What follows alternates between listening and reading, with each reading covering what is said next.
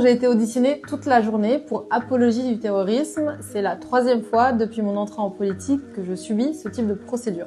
La fois précédente, l'audition qui avait duré 11h30 sans pause portait entre autres sur l'utilisation du mot « soulèvement » ou d'un poème de Mahmoud Darwish jugé trop radical. En bref, il s'agissait simplement de débats sémantiques basés sur des suspicions. Sans grande surprise, le niveau des plaintes cette fois-ci ne volait pas plus haut, elles sont encore basées sur des tweets.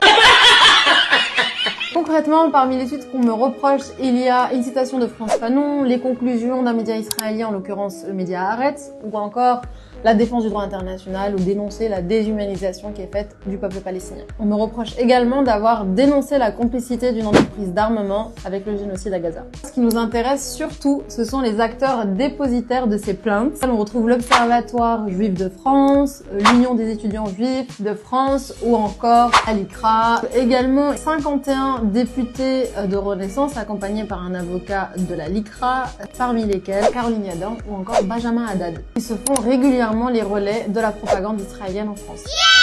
Donc, ce qu'il faut absolument retenir, consciente du recours abusif de ces procédures, mais à des finalités réellement politiques. Dans un deuxième temps, mais c'est le plus inquiétant, c'est la finalité de censure des voix qui dénoncent le génocide en France. Ce type de procédures bâillons sont quotidiennes depuis 2 ans. Il n'y a qu'une seule explication à cela, la complicité de l'État français avec le régime génocidaire israélien.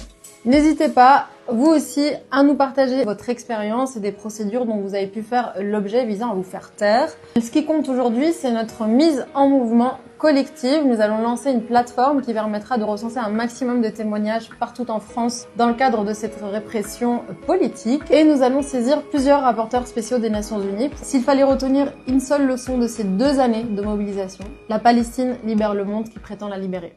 Macron, démission, Macron, démission, Macron.